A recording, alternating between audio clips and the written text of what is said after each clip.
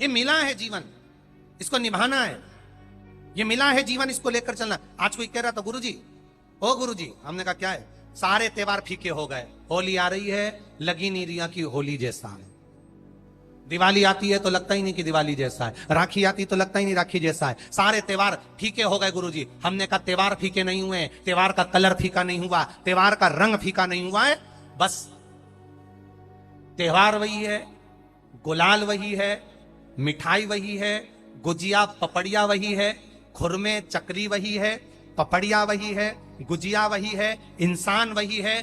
बस बाजार में से जो रौनक समाप्त नहीं हुई है, रौनक आपके भीतर की समाप्त हो गई। आपके भीतर इतनी ईर्ष्या भराती गई, इतनी ईर्ष्या भराती गई, इतनी ईर्ष्या भराती गई कि वो ईर्ष्या के कारण, उस अहंकार के कारण, उस अहम के कारण तुम एक दूसरे से मिलना पसंद नहीं कर पाते। पहले के लोग कहते थे हमारे यहाँ जब होली होती थी इतने लोग आते थे, मिलने जाते थे, गुलाल लेकर जाते थे। आजकल तो कोई दिखता नहीं है। कारण केवल इतना सा है, तुम्हारा अहंकार, तुम्हारा ईगो, तुम्हारा अभिमान तुम्हें अपने घर से बाहर नहीं निकालता। तुम घर से बाहर नहीं निकलते अपने अहंकार के कारण, अपनी काया के कारण, अपनी अभिमतता के कारण। आप दूसरे से मिलना पसंद नहीं करते। जरा सा कोई ने कलर लगाया, तुम्हें क्रोध आ गया। जरा सा किसी ने गुलाल लगाया, तुम्हें गुस्सा आ गया। जरा सा कोई आया, भाभी जी भैया जी करके गुलाल लगा गया, तुम न न न न न न न न, कहां जाओ?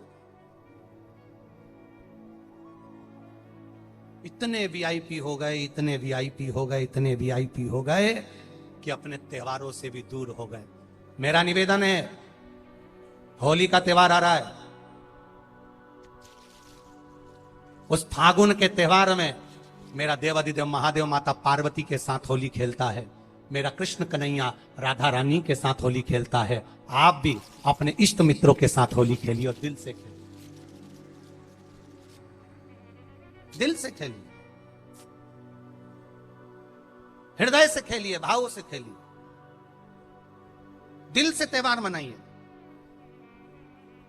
हमारे सीहोर में, सीहोर जिले में एक होली होती थी। उस होली का नाम हमने पिछली बार बदल दिया था। कौन सी होली कर दी थी? महादेव की होली। पिछली बार हमारे सीहोर जिले में हमेशा होती आई थी वो होली, थोड़ा उसका नाम हमने चेंज कर दिया था तो उसको महादेव की होली कर दिया। मेरे सीहोर जिले के रहने वाले सभी रहवासियों से, जिले भर के निवासियों से निवेदन करना चाहूंगा, वो पुरानी होली को बंद कर महादेव की होली नाम दिया गया है। शिव मंदिर में जाना है, चंदन का जल शिव जी को 1 लोटा चढ़ाना। एक बात अपनी जिंदगी में उतार कर रखो, शंकर भगवान को घी का दिया भी लगाओ तो तुम्हारे घर में जो असली घी हो, थोड़ा सा भले 1 पत्ती लगाओ, भले इतनी सी बत्ती जलाओ, पर असली घी की जलाओ। शिव जी को अगर चंदन भी लगा रहे हो तो असली लगाओ। शंकर भगवान को चावल भी चढ़ा रहे हो तो असली चलाओ। शंकर भगवान को अगर अष्टगंध भी चढ़ा रहे हो तो असली चढ़ाओ। केमिकल का कोई चीज मेरे महादेव को मत चढ़ाओ जिससे भगवान शिव की मूर्ति नष्ट हो। ऐसी कोई चीज मेरे महादेव को ना चढ़ाओ। अगर शंकर भगवान के साथ आप होली खेल रहे हो तो चंदन का पानी शंकर भगवान को चढ़ाइए, अष्टगंध का जल भगवान शिव को चढ़ाइए।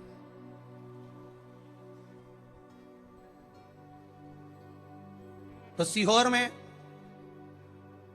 5 दिन की जो होली होती है सीहोर जिले के अंतर्गत, वो पुराने समय की बड़ी प्राचीन होली है। उसका नाम दूसरा था, अगले वर्ष से उसका नाम महादेव की होली रख दिया गया है।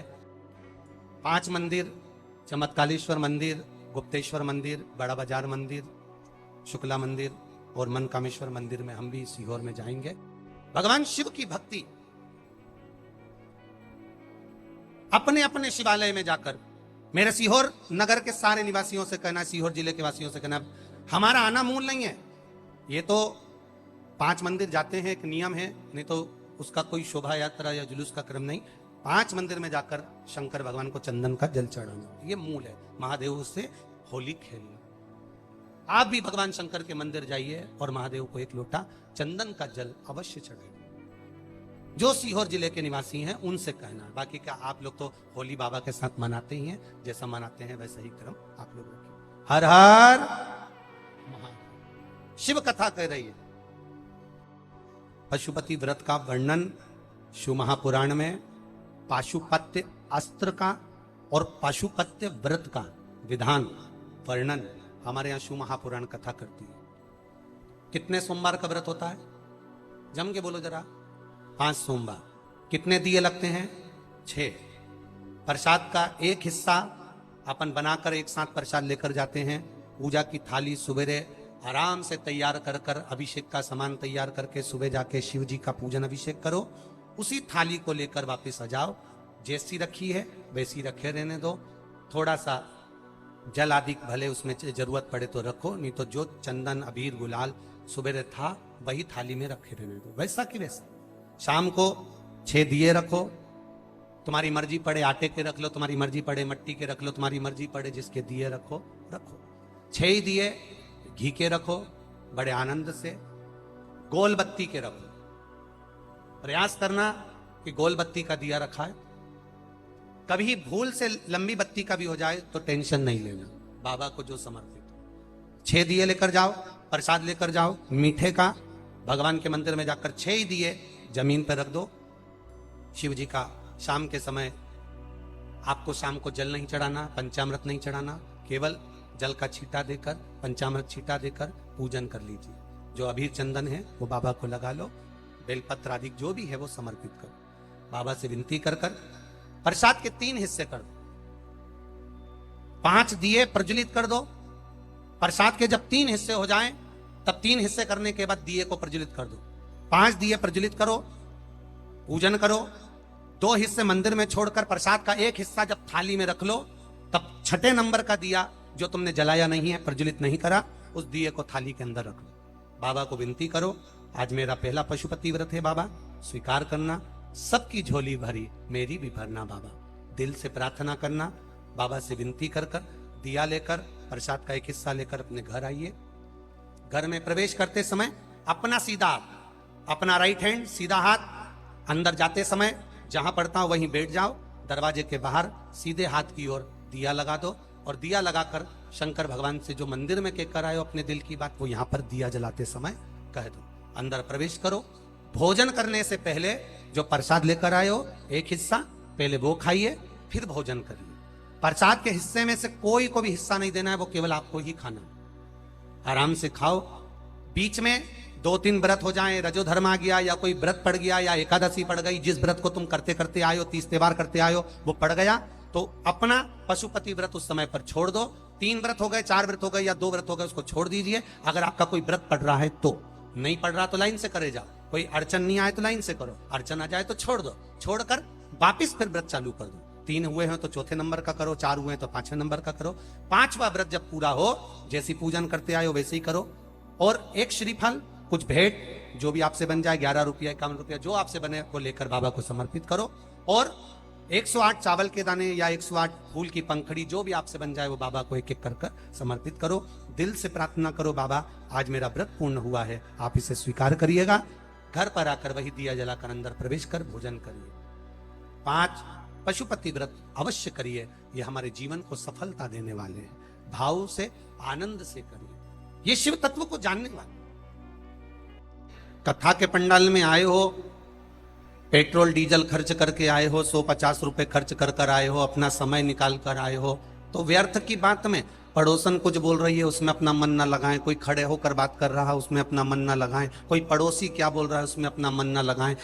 50 रुपए का पेट्रोल लगाया, डीजल लगाया, समय लगाया, तब यहाँ पहुंचे हो, और यहाँ पहुंचने पर भी 3 घंटे पहले जगह संभाली, तब कथा सुनने बैठे हो। अगर कोई पास में खड़ा होकर भी व्यर्थ की बात करे तो उसको टुल्ला मार कर कह दो, तेरा चुप हो जा, मैं कथा सुनने आई हूं, मुझे कथा सुन ले। ये कथा का रस तत्व फिर नहीं मिलने वाला। आज कौन सा दिन है कथा का? बोलो, जम के बोलो जरा। 6ठा। कल कथा का विराम दिवस।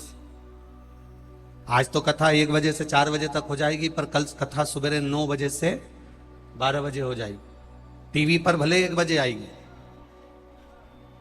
पर आज कथा का 6ठा दिवस। अपनी भक्ति को जितना बढ़ा सकते हो, अपने विश्वास को जितना बढ़ा सकते हो, अपनी दृढ़ता को जितना बढ़ा सकते हो, शिव की अविरल भक्ति को जितना बढ़ा सकते हो उतना बढ़ा। और जो दिल से बाबा से कहना हो, जितना आपको बाबा से कहना हो, और जितने विश्वास के साथ तुम्हें शंकर भगवान को कहना हो, उतना शिव महापुराण की कथा में बैठकर दिल से आप उससे कर।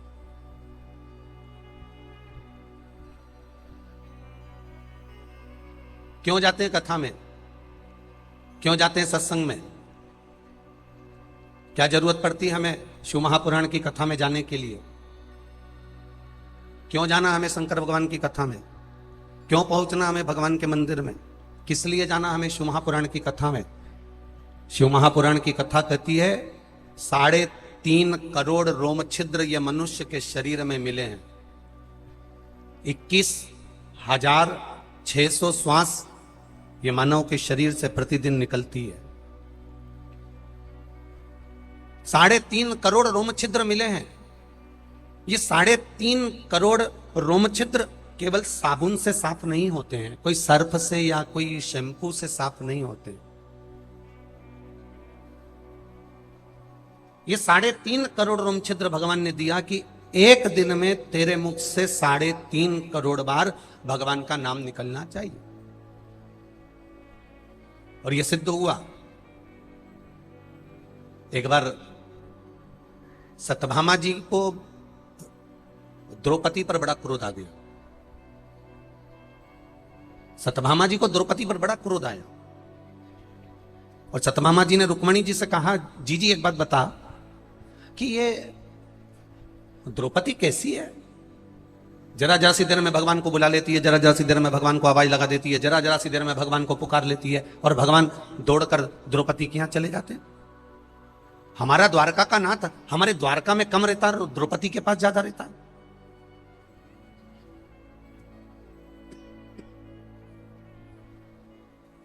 आखिर क्यों, किस लिए?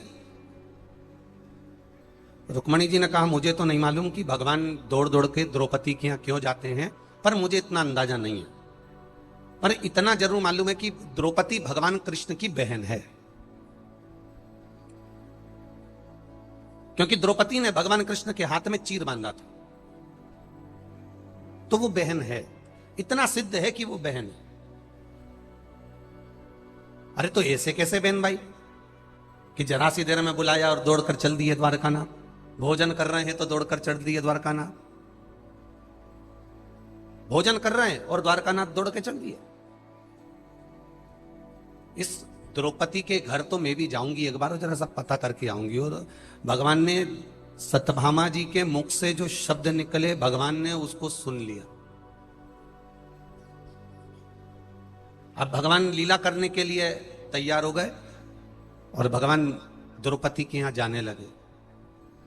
जाते जाते भगवान कृष्ण ने कहा, सुनो रुक्मणी, मैं द्रौपदी के यहां जा रहा हूं। इतने में सत्यभामा जी बोली, प्रभु आज आप अकेले जा रहे हैं? हमेशा अकेले जाते हो, कभी तो हमको लेकर जाइए। भगवान ने कहा, ठीक है चलो। अब तो सत्यभामा तुरंत तैयार हुई ननंद के घर जाने के लिए, और तुरंत तैयार होकर सत्यभामा जी रुक्मणी जी के साथ द्रौपदी के घर पहुंच गई। अब द्वारिकाधीश द्रौपदी को देखे तो द्रौपदी बाल सुलझा रही थी। भाई तुरंत अपनी बहन के पास पहुंच गया, दीदी क्या कर रही हो? द्रौपदी क्या कर रही हो? द्रौपदी कह रही है, मैं अपने केस संवार रही हूं, अपने केस सुलझा रही हूं। अरे तो तुझे सुलझाने की क्या जरूरत है? तेरी दो भाभी आई हैं, तेरी चोटी वो बना देंगी। अब ननंद तो और फूल गई और सबसे ज्यादा खुश हो गई तो सत्यभामा जी हो गई। सत्यभामा जी ने कहा, आज मुझे चोटी बनाने का मौका दो, मैं इसकी चोटी बनाती हूं। अब भगवान को तो ये थोड़ी ना मालूम था कि ये तो बदला लेने आई।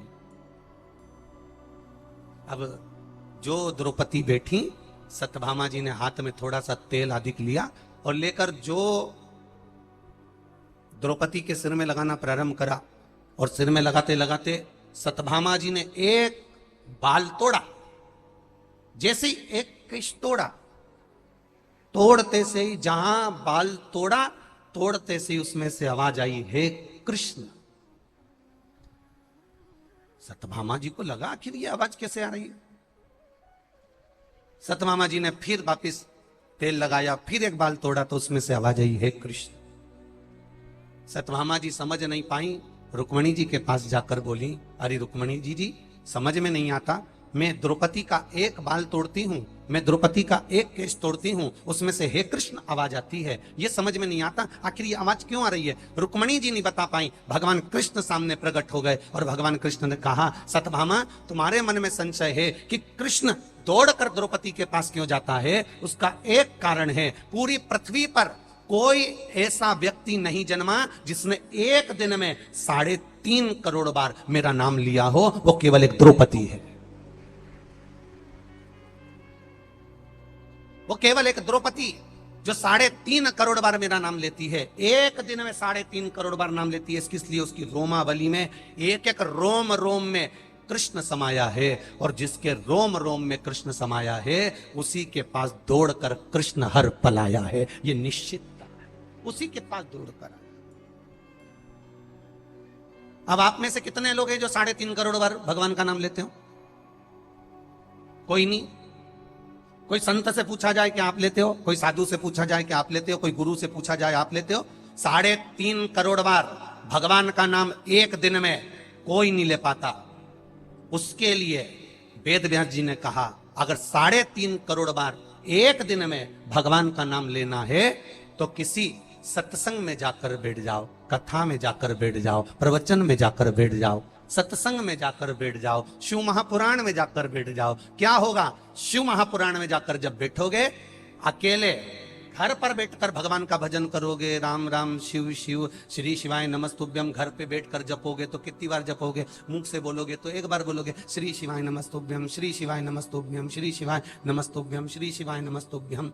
अब तुमने एक बार जपा, 2 बार जपा, 3 बार जपा, 4 बार जपा, 5 बार जपा, और अगर मान लो तुम कथा में जाकर बैठ गए, शिव महापुराण में जाकर बैठ गए, और शिव महापुराण में ये लाखों लाखों भक्त कथा सुनने आए हैं, और जब आप उनके साथ बैठकर श्री शिवाय नमस्तुभ्यम बोलोगे तो 5 लाख लोग अगर शिव महापुराण कथा सुनने आए हैं, उनके मुख से अगर एक बार श्री शिवाय नमस्तुभ्यम निकला तो 5 लाख बार बोलने का फल तुझे अपने आप प्राप्त हो जाएगा, अपने आप प्राप्त हो जाए। अब व्यासपीठ के सामने आप कितनी बार श्री शिवाय नमस्तुभ्यम बोलते हो? जब बोलते हैं तो 5 बार बोलते हैं श्री शिवाय नमस्तुभ्यम, श्री, तो 5 बार बोला तो ये 25 तो यूं ही हो गया। अब 3-4 बार बीच बीच में बोलने में आ गया तो मालूम पड़े करोड़ों में पहुंच गया। अब 7 दिन के अंदर तुम्हारा 3.5 करोड़ का मंत्र जाप का कोटा फुल हो गया और तुम्हें उसका पुण्य मिल गया। लोग पूछते हैं, महाराज जी आप कहते हो कि कथा में आकर बैठो, आप कहते हो टीवी के सामने कथा सुनो, आप कहते हो मोबाइल पर कथा सुनो, आप कहते हो फेसबुक ग्रुप पर कथा सुनो, आप कहते हो कि पंडाल में बैठकर कथा सुनो, जहां कथा हो रही हो वहां जाकर बैठकर कथा सुनो। उसका कारण क्या है? क्यों लोग कथा में आते हैं और 3 महीने की आप कहते हो कि 3 महीने में भगवान झोली भर देता है? आखिर ऐसा कथा में बैठने से होता क्या है? उसका एक फल होता है, जब लाखों लोग एक साथ भगवान की प्रार्थना करते हैं तो उस प्रार्थना का फल संसार के हर व्यक्ति को प्राप्त हो जाता है।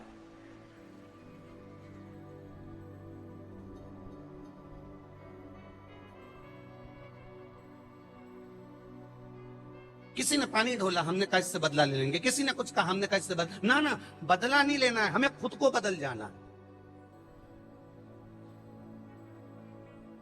बदला नहीं लेना हमें किसी से, हमें खुद बदलना है अपने आप को। एक बड़ी सुंदर चरित्र आता है, एक बहुत अभिमानी व्यक्ति, बहुत अहंकारी व्यक्ति, बहुत अहंकार, वैभव का, सत्ता का, धन का, दौलत का, प्रतिष्ठा का, मान का, सम्मान का।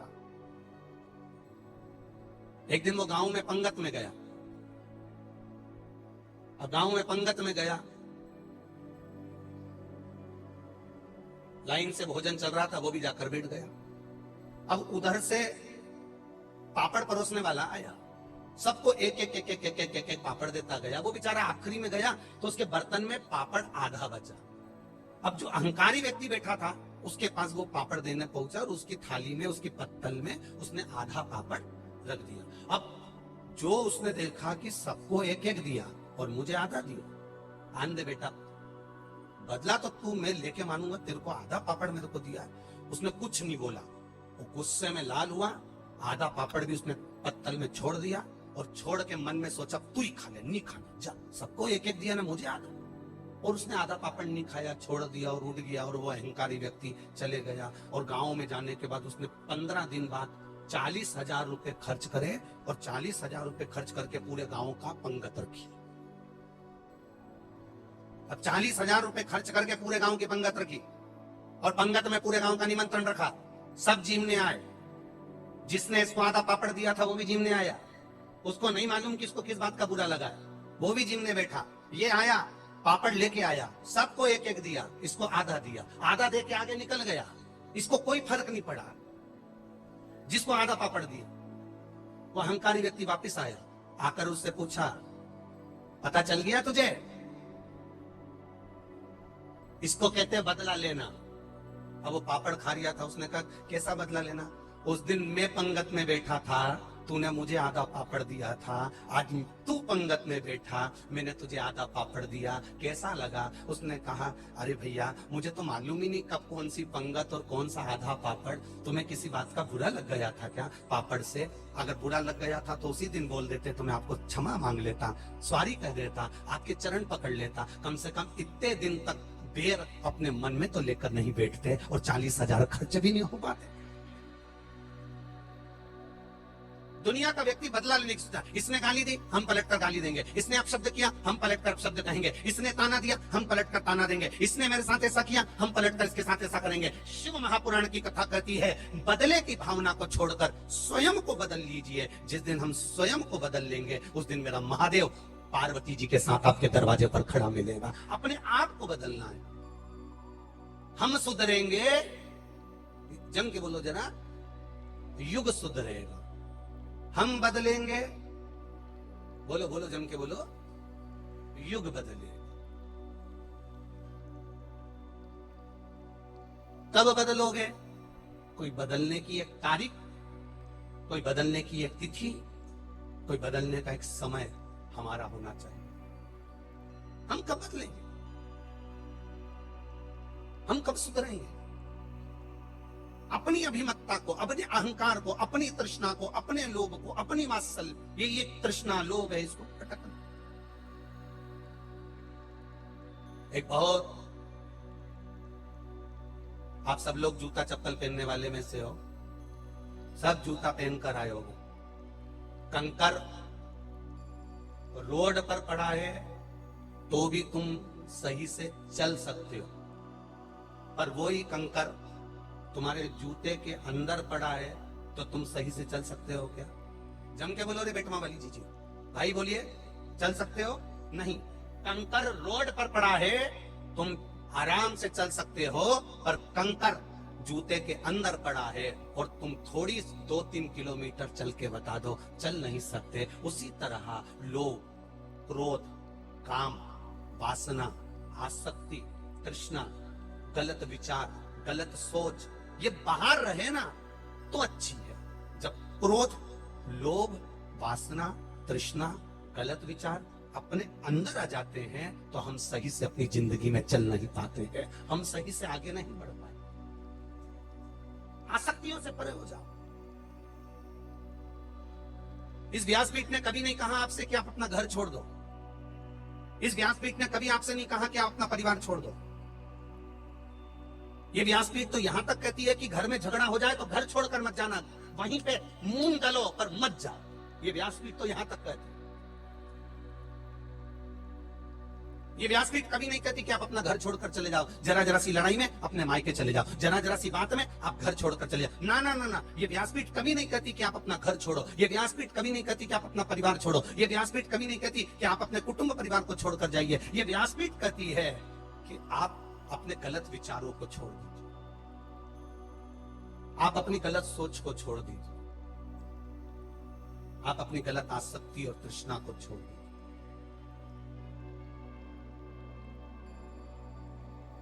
और जब जब शिव के करीब में जाओ, जब जब भगवान शंकर के नजदीक में जाओ, अहम से दूर होकर जाओ, अहम से दूर। क्यों भगवान को पीतांबर नहीं चाहिए? क्यों भोलेनाथ जी को सोना चांदी नहीं चाहिए? क्यों शंकर भगवान को 56 भोग नहीं चाहिए? क्यों भगवान शंकर को तुम्हारा अंबर पीतांबर नहीं चाहिए? क्यों शंकर भगवान को तुम्हारे अच्छे से अच्छे पुष्प नहीं चाहिए? क्यों शंकर भगवान को तुम्हारे अच्छे अच्छे आभूषण नहीं चाहिए? क्यों शंकर भगवान को तुम्हारे मखमल के गादी तकिया नहीं चाहिए? क्यों? कारण केवल एक है, भगवान शंकर कहते हैं कि मेरा भक्त छोटे से छोटा भी होगा और बड़े से बड़ा भी होगा, मेरे दरवाजे में कहीं भेद ना हो जाए। कोई मखमल के गादी तकिया दे तो वो वीआईपी ना हो जाए, कोई अगर 56 भोग चढ़ाए तो वो बहुत वीआईपी ना हो जाए। शंकर भगवान कहते हैं मेरा भक्त सबके लिए बराबर होना चाहिए, उसके लिए कोई बड़ा नहीं कोई छोटा नहीं, सब समता का। और जब सब समता का भाव रखेंगे, सब समता के भाव में रहेंगे, तो अपने आप एक सुख का अनुभव हो जाएगा। समता के भाव, एक सहजता के भाव में, एक सरलता के भाव में। शंभु शरणे मांगू घड़ी दुख काटो, दया करी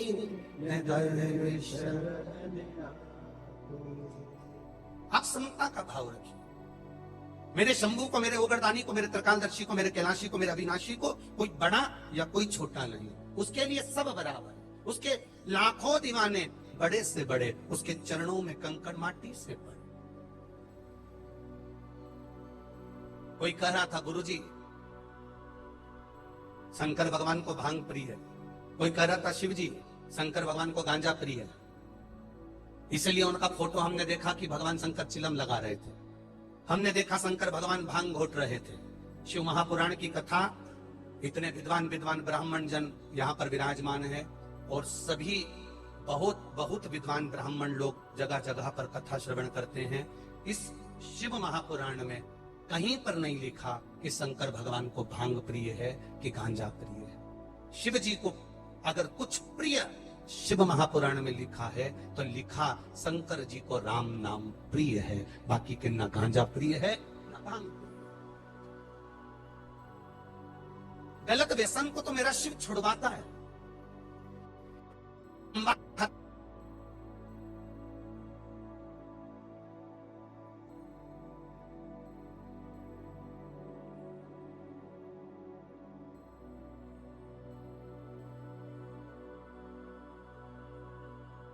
गाल बार बार कटता है, तंबाकू खाते खाते मेरा गाल बार बार कटता है। कटते कटते कटते कटते कटते कटते वहां एक निशान पड़ गया, निशान पड़ते पड़ते पड़ते पड़ते वहां एक छाला पड़ गया, छाला पड़ते पड़ते पड़ते पड़ते वो गाल आखिरी में सड़ने लगा। डॉक्टर के पास गए, उसने बड़ी बीमारी बता दी, ऐसी बीमारी बता दी कि तूने तो तंबाकू खाया, वो तंबाकू तुझको निकल गया और तेरे चक्कर में पूरा परिवार निकल गया। इतना धन डॉक्टरों में लगा दिया कि वो गाल ठीक नहीं हो पाया। क्यों नहीं? हम क्यों पहल नहीं कर सकते? हम क्यों नहीं आगे बढ़ सकते? मेरा शंकर, मेरा देवाधिदेव महादेव, मेरा कुबेर भंडारी, मेरा भोलेनाथ नशे से दूर है। तो जब तुम कथा सुनने जाओ और तुम्हारा दिल कर जाए, तब तुम भी उस दिन मन में ठान लेना कि आज से मैं भी तंबाकू का सेवन नहीं करूंगा, आज से मैं भी मदिरा का सेवन नहीं करूंगा, आज से मैं भी गलत व्यसन नहीं करूंगा। क्यों? मेरे चक्कर में मेरा परिवार बाद में रोए ना, बाद में रोए ना। एक माता ने अपना पत्र लिखा है, देखिए, दुनिया में ऐसी माताएं भी चाहिए जो ऐसा पत्र लिख दे। धन्य है ऐसी माता को जिसने ऐसा पत्र लिखा।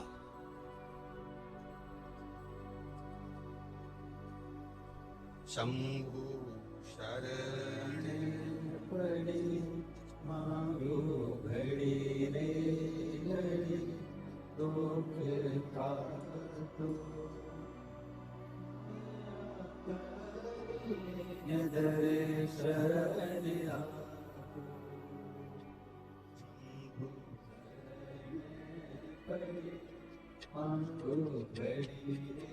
देखिए, गुरुजी मैं धार मध्य प्रदेश की रहने वाली हूं, मैं अपना नाम गुप्त रखूंगी। गुरुजी, मैं पशुपति व्रत का क्या महिमा का बखान करूं। मेरे पति 8 सालों से बहुत शराब पीते थे, कोई हमसे बात करना पसंद नहीं करता था और मोहल्ले वाले हमारा बहुत मजाक उड़ाते थे। हमारे समाज वाले मेरे पति को डंडे से मारते तो कोई उसको उठा के नाली में पटक देते, लोग उसके पर्स में से पैसे ले लेते, मोबाइल निकाल लेते। कई बार उसको मार ठोक कर पटक जाते। हमने सारी जगहों से इनका इलाज करवा लिया, पर उनका शराब का नशा नहीं छूटा।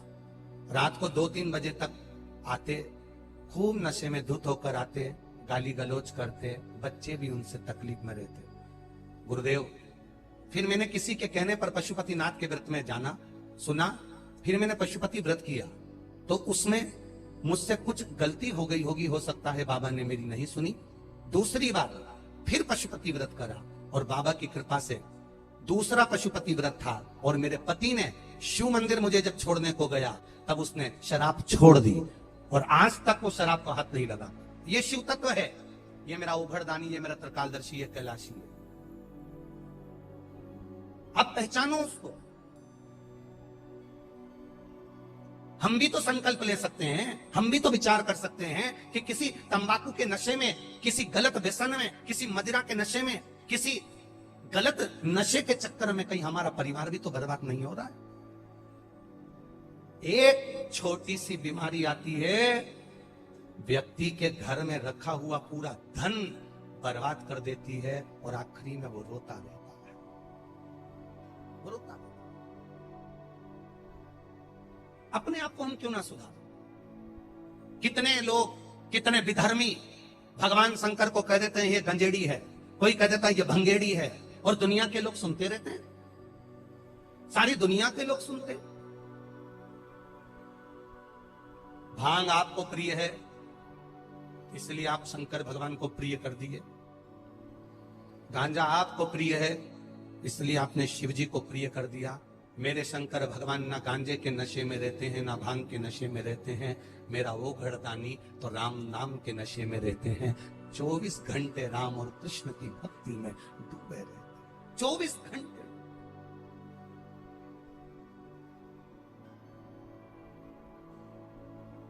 किस व्यसन में पड़े हम?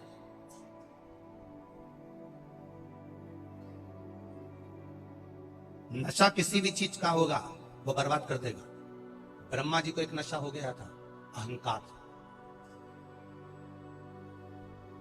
शिव महापुराण विद्येश्वर संहिता अध्याय नंबर 6, जिसमें ब्रह्मा जी को अहंकार हो गया।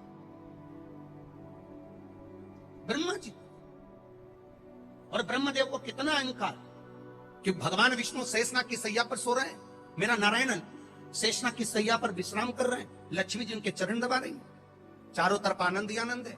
और ब्रह्मा जी भगवान विष्णु के सम्मुख में जाकर खड़े होकर कहते हैं, पुत्र नारायण, सर्वशक्तिमान मैं हूं, ये पूरी सृष्टि मेरी रचाई हुई है, पूरी सृष्टि का रचेता मैं हूं। पुत्र नारायण, आपके मन में अगर कोई संशय है तो आप बोलिए।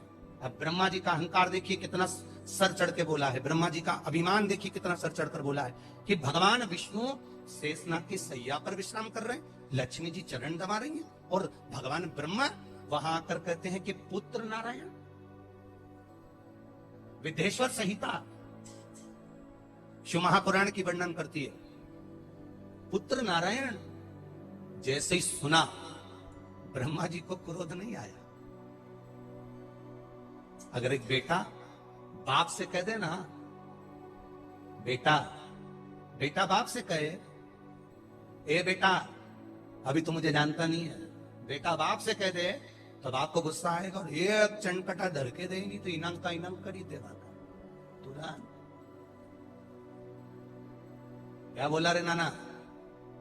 ए टोरिया इनंगा, क्या बोलिया रे तू? ये धर के दिया नहीं तो यहां का यहां पहुंची गया, इधर रोता रोता बाहर जाए।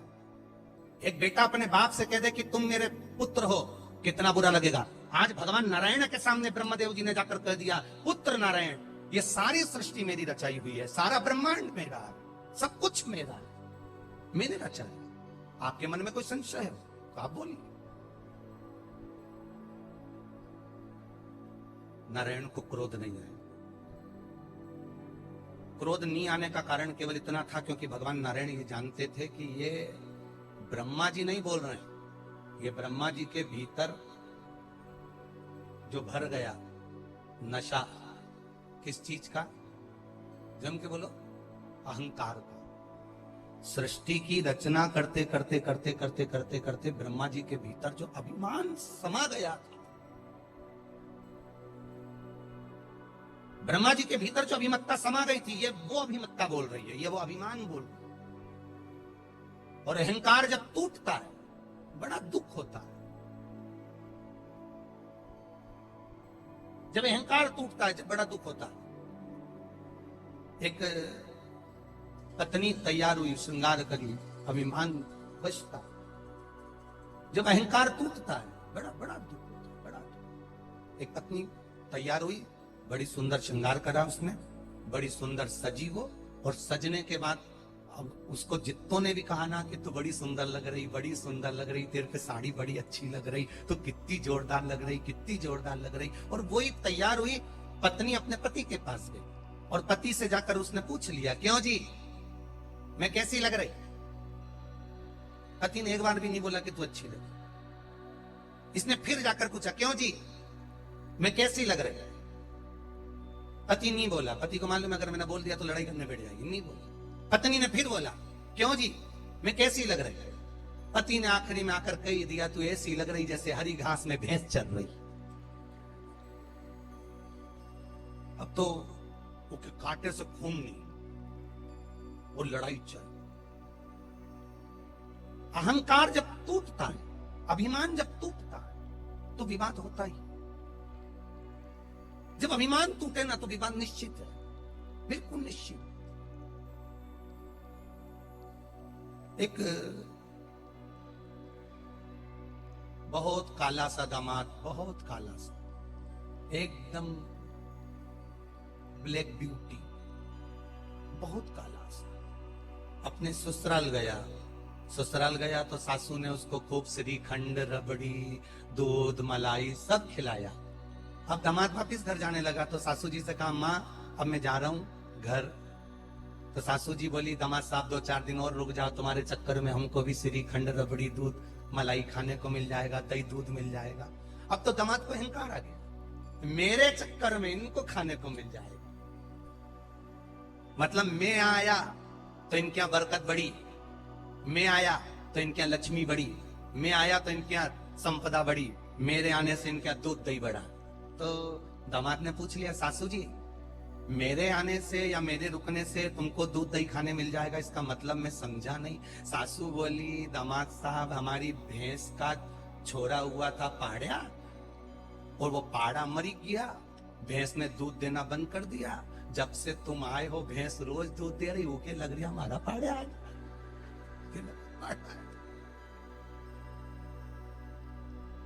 जब से तुम्हें देखा नहीं भैंस ने, तब से दूध घड़ा दे रही है, तो उसको लग रहा है कि वो पाड़ा जो मरिया थी नहीं, तो उसको लगा वो वापिस जिंदा होगी, तो इन्हें दूध देना चालू कर दिया। अब फिर अभिमान टूटा। अब अभी तक दामाद को लग रहा था कि मेरे आने से लक्ष्मी बढ़ गई, मेरे आने से संपदा बढ़ गई, मेरे आने से सत्ता बढ़ गई, मेरे आने से वैभव बढ़ गया। और इसको क्या मालूम कि वो पाड़ा समझी भैंस, पाड़ा।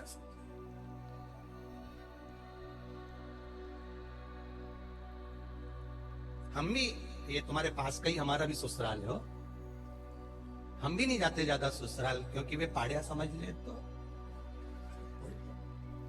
इसलिए राम जी की मौज, जहां रहो अलमस्त रहो, आनंद। अब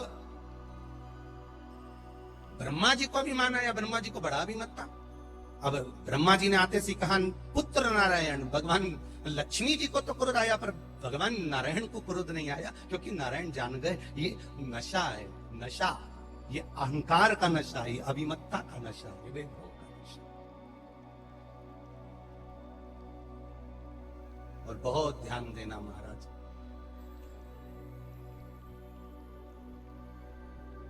पानी में डूबे हुए व्यक्ति को बचाया जा सकता है। ध्यान देना मेरे बेटमा के सभी जितने भाई बंधु यहाँ विराजमान है, सब स्मरण करिएगा। पानी में डूबने वाले को बचाया जा सकता है, पर शिव महापुराण की कथा कहती है कि प्याली में डूबने वाले को बचाना सबसे कठिन काम है।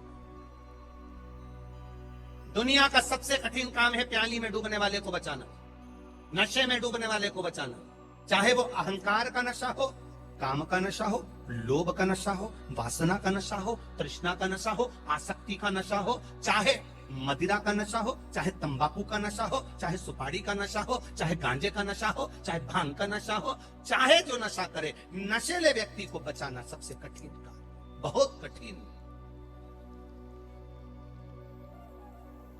एक बार माता पार्वती जी ने भी शंकर जी से पूछ लिया था, क्या आप नशा करते हो? शिव जी बोले नहीं। मैं लक्ष्मी जी के यहाँ गई थी तो लक्ष्मी जी ने कहा तुम्हारे पति तो भांग का नशा करते हैं, वो तो चिलम लगाते, वो तो गांजा पीते हैं। अरे दुनिया कुछ भी कहती रहेगी पार्वती, तो तू सबकी बात मान लेगी क्या? दुनिया के लोगों का काम है कहना, दुनिया के लोग कह देते हैं कि शंकर भगवान गांजा पीते हैं, शंकर भगवान भांग पीते हैं, शंकर भगवान ये करते हैं। ना ना ना ना, पहले एक बार शंकर भगवान को पहचानो तो।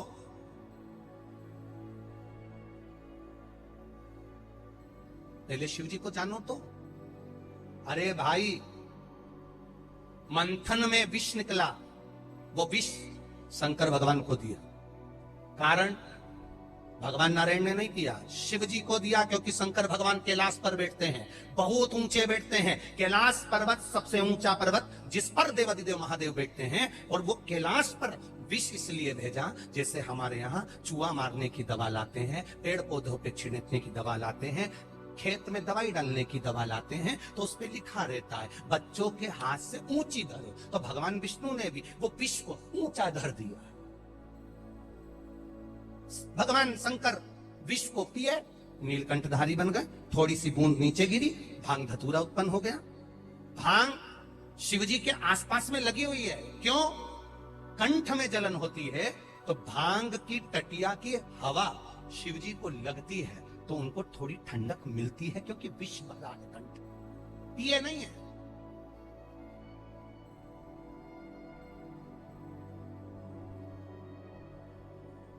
इसी बात पर एक बार किसी ने प्रश्न कर दिया था, क्यों महाराज जी तुम इतनी बड़ी बड़ी बात कहते हो कि शंकर जी भांग नहीं पीते, और उज्जैन में तो महाकाल राजा का श्रृंगार भांग से होता है। हमने कहा श्रृंगार भांग से होता है, कभी शंकर भगवान को पीते हुए देखा है? और श्रृंगार तो माताएं ढेर तरह का कर लेती है, काजल लगाती है आंख में, कभी चाटते बताया है?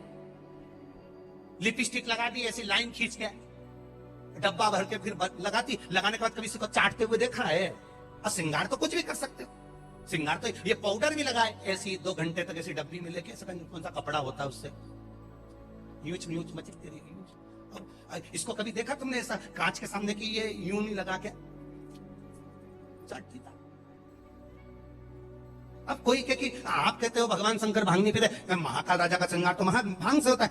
भगवान शंकर का श्रृंगार तुमने भांग से होते हुए देखा होगा, पर कभी मेरे महाकाल राजा को ये नहीं देखा होगा कि उन्हें लोटा उठाकर भांग पीते हुए नजर आए होंगे। ना ना ना, मेरा महादेव राम नाम के नशे में इतना डूबा हुआ है कि उसे दूसरा नशा तो चढ़ता ही नहीं है।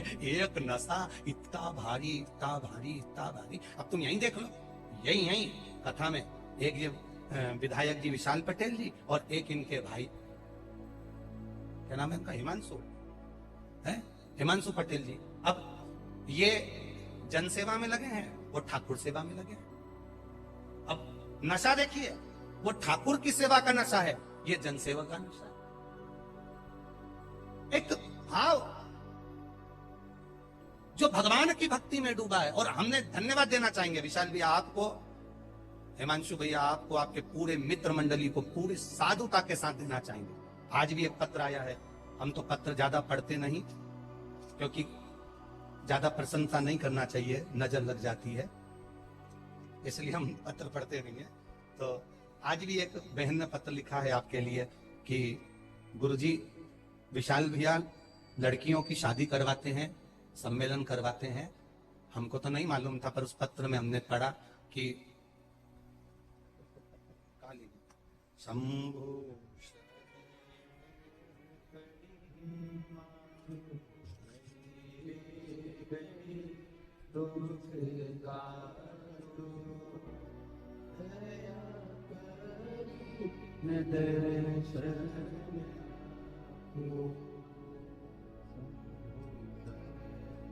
मैं जितेंद्र खादी वाला बहुत बहुत साधुवाद देना चाहता हूं गुरुदेव। 15 वर्ष से इस देपालपुर तहसील के लिए हमेशा विशाल भैया कार्य करते रहे हैं। लड़कियों की शादी कराना, सांस्कृतिक कार्यक्रम, चाहे धार्मिक आयोजन, और गुरुदेव पूरी निष्ठा से और पूरे भाव से कराना। बहुत बहुत साधुवाद है। हमारे पास में ऐसे बहुत सारे पत्र पर हम नहीं पढ़ेंगे हो, तो ऐसी सहजता, जनमानस के प्रति समर्पण का भाव। अगर जन सेवा में लगे हो तो जन सेवा का भाव निष्कपट भाव से करिए। ठाकुर सेवा में लगे हो तो ठाकुर का सेवा निष्कपट भाव से करिए, और शंकर जी की सेवा में लगे हो तो शिव की सेवा निष्कपट भाव से करिए। वो आनंदता दे जाएगी, वो आनंदता दे। करो सेवा।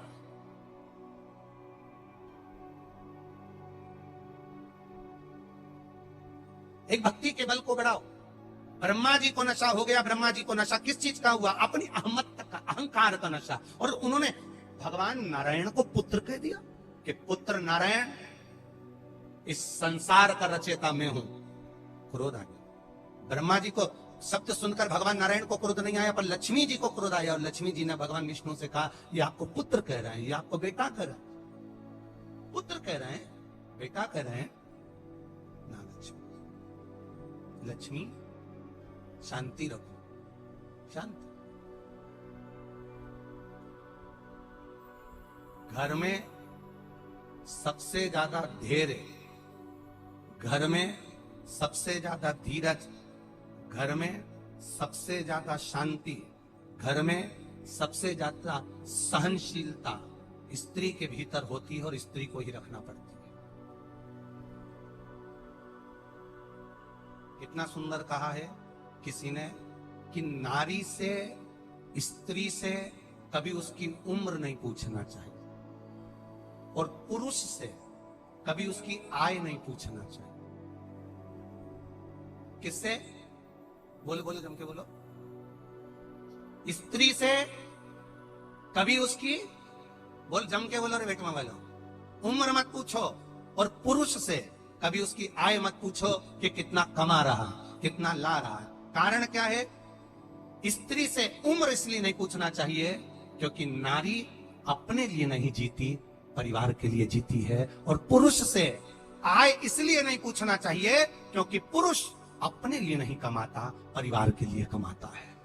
जो दूसरे के लिए कमाता हो, जो दूसरे के लिए जीता हो, जो दूसरे के लिए समर्पित होता हो, जो दूसरे के लिए पैदा हुआ है, उससे ना उम्र पूछी जाती है, ना आय पूछी जाती है। इतने लोग दुकान पर बैठकर कमाते हैं, इतने लोग खेतीबाड़ी में कमाते हैं। जरा इनसे पूछो कि इन्होंने अपने ऊपर कितना खर्चा किया। पूछना कभी किसी से, इतने दुकान वाले बैठे रहे, कभी इनसे पूछना कि तुमने अपने ऊपर कितना खर्चा करा। बेटा मोबाइल ला रिया है 18,000 का, और पिताजी मोबाइल ला रिया है 5,000 का। अपने ऊपर कितना खर्चा करा? दुकान पे कौन बैठता है? बेटा की बाप, बेटा की पिता। दुकान पर बैठ रहा पिताजी, 8 बजे से रात को 8 बजे तक पिताजी दुकान पर बैठ रहे हैं। एक से बढ़कर एक कपड़े पहन रहा है बेटा, और पिताजी वही, कॉलर भी यहां से निकली गई, मुंह में भी बकरम दिखने लगी, वो कल्ला वाला कपड़ा, रुए रुए निकल रहे हैं, और पिताजी वही पहन के दुकान पर जा रहे हैं। एक शादी में जाना होता है, बेटा 4 जोड़ कपड़े सिलवाता है, और पिताजी एक भी जोड़ कपड़े नहीं सिलवाता। मेरे पास सफारी सूट रखा हुआ है, मेरे पास कोट पैंट रखा है, मेरे पास ये सामान रखा है, मैं पहन लूंगा। कमाता पिता है, अपने ऊपर खर्च नहीं करता, अपने बच्चे को देता है। तो नारी का जीवन, कोई पूछे स्त्री से कि तुम्हारी उम्र कितनी है, नारी से उम्र नहीं पूछी जाती क्योंकि वो अपने लिए नहीं जीती। जब वो छोटी है तो अपने भाई बहन के लिए, बड़ी हो गई तो अपने पति के लिए, और बड़ी हो गई अपने बच्चों के लिए, और बड़ी हो गई अपने पोता पोती के लिए, और बड़ी हो गई अपने नाती पंती के लिए, आखिरी में सब छोड़कर चली जाती है। वो नारी होती है। ये उम्र क्या पूछना है इससे? क्या पूछना उम्र स्त्री से? स्त्री से उम्र इसलिए नहीं पूछी जाती क्योंकि वो दूसरों के लिए जीती है। पुरुष से आय इसलिए नहीं पूछी जाती कि वो खुद के लिए नहीं कमा रहा। 8 बजे से लेकर रात्रि को 8 बजे तक दुकान पर बैठता है, परिवार के लिए कमा रहा है, खुद के लिए नहीं। वो तो टिफिन की ठंडी रोटी खाता है। 1 बज रही है, 2 बज रही है, भूख लग रही है, सामने से ठेला वाला गया तो मन कर रहा है कि भूख लग रही है, कुछ खा लूं, पर 2 रुपए बचाने के चक्कर में वो परमल और सेव भी नहीं खरीद पाता है। सामने फल का ठेला लगाए, संतरे का ठेला लगाए, अंगूर का ठेला लगाए, और अपनी दुकान को छोड़कर वो अंगूर भी नहीं खा पाता है। किसके लिए कमा रहा है दुकान? बस इसलिए किसी पुरुष से मत पूछो कि तू कितना कमाता है, तेरी आय कितनी है। वो अपने लिए नहीं कमा रहा, वो परिवार के लिए कमा रहा है। उससे क्या पूछोगे? वो खेती करने वाला एक एक किसान, खेती करने वाला एक एक किसान भाई दिन रात पसीना बहाता है, दिन रात पसीना बहाता है, तब जाकर थोड़ा सा गाड़ी भरकर अनाज घर में आता है। उस अनाज में से भी आधा अनाज का तो पैसा उसके कर्जे में चला जाता है, और उस आधे अनाज में से भी एक बोरा अनाज अपनी बहन बेटी के लिए पहुंचा देता है। एक बोरा अनाज में अपना गुजारा कर लेता है। वो किसान कोई साधारण नहीं, अपनी जिंदगी का सर्वस्व लुटाकर जीता है, सर्वस्व लुटाकर, अपनी जिंदगी का सर्वस्व लुटाकर जी रहा है किसान। कितनी मेहनत है किसान की। कोई पूछे? आज का व्यक्ति धूप में खड़ा रहना पसंद नहीं करता। किसान उस धूप में खड़ा रहकर मेहनत कर कर बीज बोता है, निकालता है। कहीं पाला पड़ गया, पानी गिर गया, बारिश हो गई, हवा चल गई, उसकी फसल चली गई। अंदर से किससे कहे वो? किसको जाकर रोए वो? किससे? नौकरी करने वाले को लगता है किसान सुखी है। अपने को तो रोज 8 बजे से दुकान पर जाना पड़ता है। नौकरी करने वाले को सोचना पड़ता है अपने को 10 बजे ड्यूटी पे जाओ, शाम को 5 बजे आओ। उससे अच्छा तो किसान एक बार बीज बोया, पानी डालने चले गया और गया। और किसान सोचे कि नौकरी वाला सुखी है, और नौकरी वाला और किसान दोनों मिलकर सोचे कि दुकान वाला सुखी है। तो उन्हें दुकान डाल के देखी ने एक ही बार में जो घाटा पड़ा दादा ने सब बेच मारा।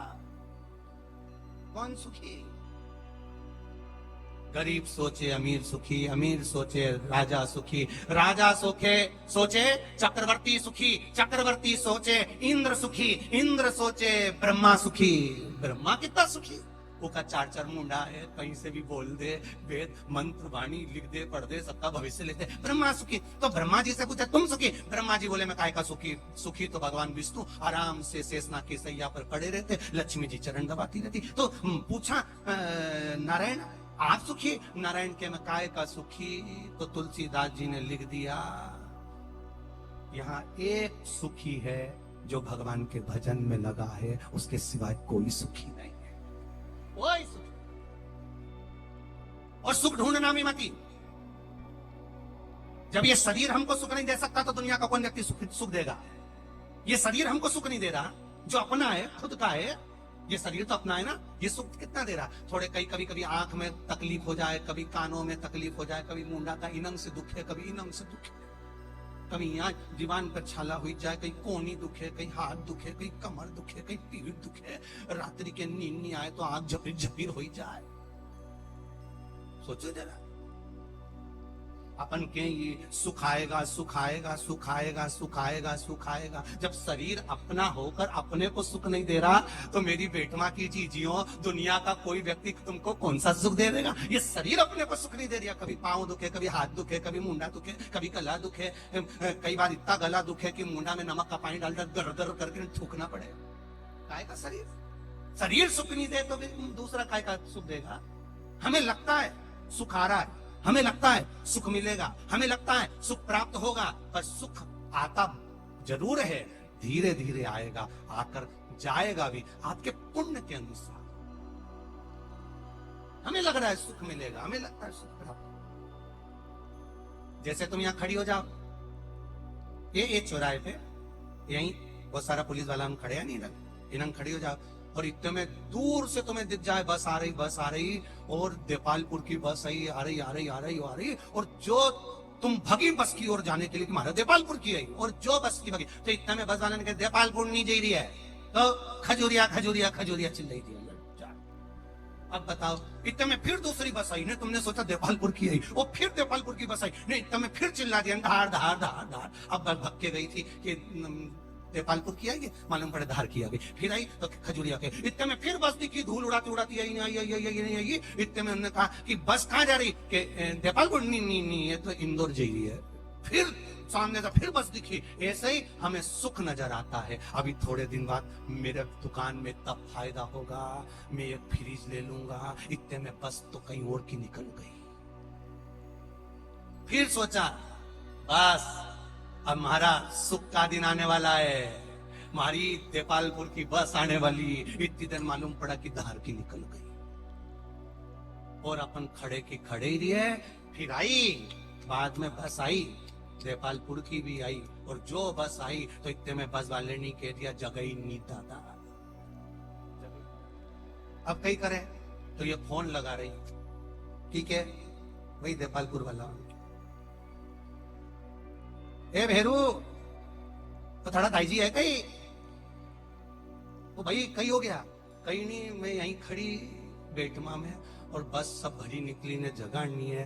तो कहा चिंता मत करो, पिताजी आ रहे हैं, व्हाइट कलर की टवेरा लेके निकल गए। और व्हाइट कलर की टवेरा मतलब नंदी लेकर मेरा महादेव निकल गया है, वो लेकर आए। वो ब्लैक कलर की स्कॉर्पियो लेकर नहीं आए, क्योंकि ब्लैक कलर की स्कॉर्पियो तो यमराज के पास है, व्हाइट कलर की टवेरा। और अंत समय प्रभु आना पड़ेगा, वचन दिया तो निभाना पड़ेगा। आए ना आए प्रभु कुटुंब कबीरा, अंत समय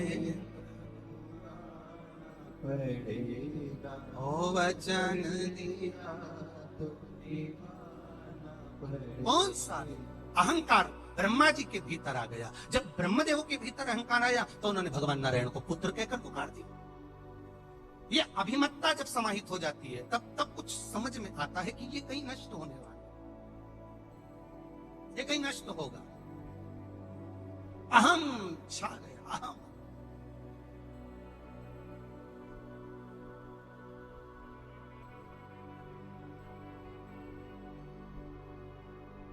महाराज लक्ष्मी जी को क्रोध आया, चरण दबाती दबाती माता लक्ष्मी जी ने भगवान विष्णु से कहा कि आप ये ब्रह्मदेव को कुछ बोलोगे नहीं क्या? ब्रह्मा जी को कुछ तो बोलो आप। भगवान विष्णु ने पूछा क्या बोलूं मैं? नहीं आपको बोलना चाहिए, आपको पुत्र कह रहे हैं, कोई बात नहीं। अहंकार, अभिमत्ता में सब छोटे नजर आते हैं। जब एक अहम की सीमा बढ़ जाती है, अहंकार जब बहुत ऊंचा पहुंच जाता है तो सब नीचे नजर आने लगते हैं, सब छोटे दिखने लगते हैं। परशु महापुराण की कथा कर रही है, अभिमान आए तो उस समय पर एक बात याद रखना कि तुम झुकना सीख जाओ, नम्रता सीख जाओ, प्रणाम करना सीख जाओ, नमन करना सीख जाओ, तो जिंदगी की सबसे बड़ी जीत फिर हो जाएगी तुम्हारी। तुम अगर झुकना सीख, झुकना। एक कागज का टुकड़ा उड़ते उड़ते शिखर पर पहुंच गया। शिखर पर गया तो शिखर ने पूछा, हिमालय ने पूछा कागज के टुकड़े से, तू यहां कैसे पहुंच गया? कागज का टुकड़ा कहता है मैं अपने बल पर पहुंचा हूं। बस इतने में पवन फिर चली, हवा चली और कागज का टुकड़ा फिर जाकर नाली में गिर गया। नाली में जाकर गिर गया। तब कागज को समझ में आया कि इसमें मेरा कुछ भी नहीं था, ये तो हवा तेज चली थी जो मुझे ऊपर तक ले गई और हवा वापस लाकर नीचे छोड़ दी। इसमें मेरा कुछ नहीं है, इसमें हवा की मूलता है, पवन की मूलता है। ट्रक देखा है तुम लोगों ने? अरे बोलो तो जम के, ट्रक देखा है? ट्रक 50 टन माल, 50 टन माल एक ट्रक के अंदर आ जाता है। सब लोग कहते हैं ट्रक जोरदार है, सबने कहा ट्रक जोरदार है, किसी ने कहा ट्रक चलाने वाला जोरदार है, किसी ने कहा ट्रक का टायर जोरदार है, और किसी ने नहीं किया कि ये ट्रक का टायर भी जोरदार नहीं है अगर इनमें हवा जोरदार नहीं है तो। बोलो सही है कि गलत है?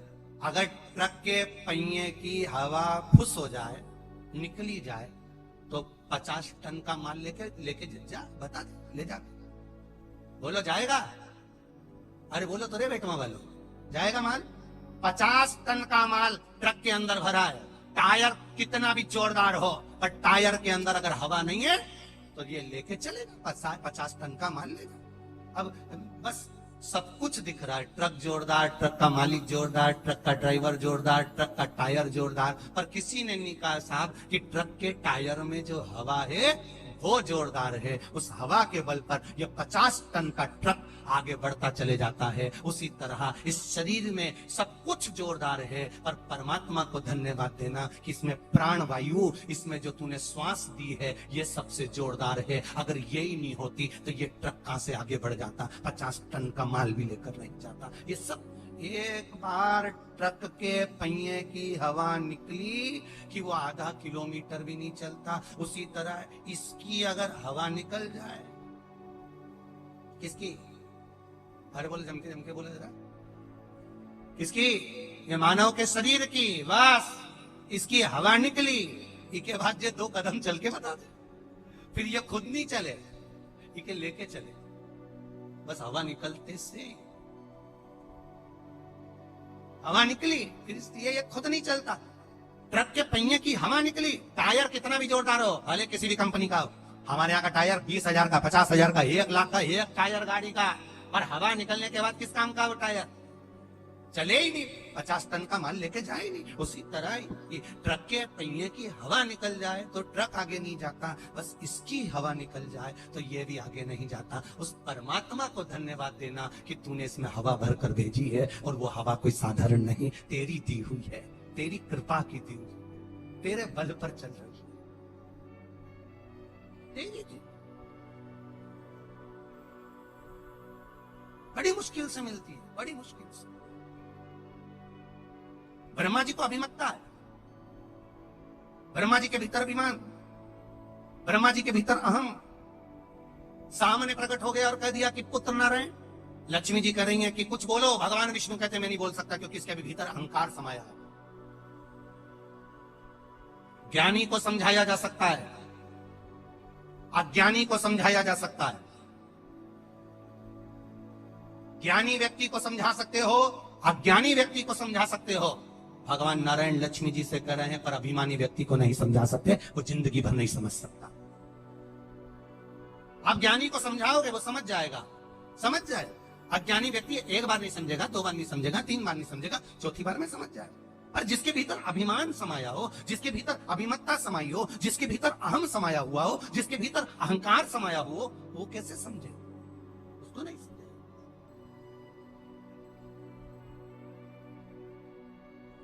खाली न जाता कोई दर से तुम्हारे, खाली न जाता, आप ही बोलिए, दर से तुम्हारे मैं भी पड़ी हूँ नन्ही बाहें पसारे, मैं भी खड़ा हूँ नन्ही बाहें पसारे।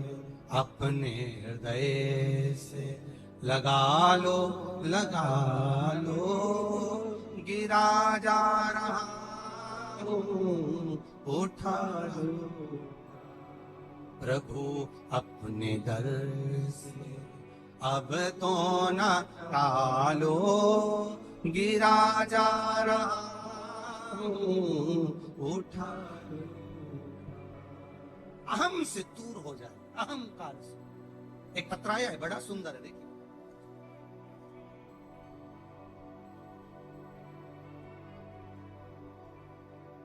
मेरा नाम ललित सिंघार है, मैं धार में PWD वर्ग शॉप में रहता हूं। मेरे पापा की तबीयत बहुत खराब हो गई थी गुरुजी। हम सब ने पापा को हॉस्पिटल जाने के लिए कहा और वो हमारी नहीं सुनते और हॉस्पिटल भी नहीं जाते। उनको सांस लेने में तकलीफ होती रही गुरुजी। एक दिन हम सब ने उन्हें कहा और फिर हम उनको महाजन हॉस्पिटल ले गए। वहां पापा की दोनों किडनियां खराब बता दी। फिर हम उनको दूसरे हॉस्पिटल में लेकर गए, वहां पर भी पिताजी की दोनों किडनियां खराब बता दी। फिर हम इंदौर के हॉस्पिटल में लेकर आए, इंदौर के हॉस्पिटल में भी उनकी दोनों किडनियां खराब बता दी। गुरुदेव, शरीर ने काम करना बंद कर दिया, और आंख भी बंद हो गई। गुरुजी, डॉक्टर ने उनको हॉस्पिटल में रखने से मना कर दिया। अब हम क्या करते गुरुदेव? आखिरी में भोले बाबा पर उम्मीद जगा कर बैठ गए। हमारी बुआ, काकी, बहन सबने कहा तुम चिंता मत करो, घर के किसी व्यक्ति को अपन सीहोर भेजते हैं, वहां से रुद्राक्ष छुलवाते हैं। मेरे यहाँ के परिवार के लोग सीहोर गए और बाबा से विनती करी, और फिर सीहोर जाकर पाथरी पूजन कर कर, कंकर शंकर की पूजन कर कर, विनती कर कर वहां से कंकर उठा लाए, एक रुद्राक्ष मांग कर लिया। गुरुदेव, शिव जी का वो रुद्राक्ष गलाकर शिव जी को चढ़ाना और वो कंकर की पूजन भी हम घर में करने लगे। हम बाबा से बस प्रार्थना करते, और उनकी आंखें बंद हो चुकी थी, किडनियां काम करना बंद कर दी थी, डॉक्टरों ने मना कर दिया था। हमने उनके मुख में वो रुद्राक्ष का जल 2-2 बूंद देना चालू करा। 20 मिनट बाद उनकी आंख खुल गई, और बाबा की कृपा से डॉक्टरों ने कहा उनकी सारी रिपोर्ट नॉर्मल आ गई और वो ठीक हो गए। उनकी किडनियां भी काम करना, उनका फोटो लगा रहे हैं हम, हमारे पिताजी का हम फोटो लगा रहे हैं, आप फोटो भी देख सकते। ये शिव तत्व है। वो घड़ी तेरी कृपा बिना न हिले एक भी अणु, लेते हैं श्वास तेरी कृपा से तनु। आप उस पर भरोसा करेंगे, आप उस पर विश्वास करेंगे, निज कपट भाव से, अहंकार से मुक्त होकर, अभिमान से दूर होकर आप उसका भजन करिए, वो मिलेगा, वो प्राप्त होगा। और यदि अभिमान में तल्लीन होकर चलोगे, अहम में तल्लीन होकर चलोगे, वो नहीं मिलेगा। आप जाओ शिव जी के मंदिर, और जितनी माताएं बैठी हैं, जितने भाई बैठे हैं, आप शंकर जी का गुणगान गाकर देखिए। एक पत्र में आया है, एक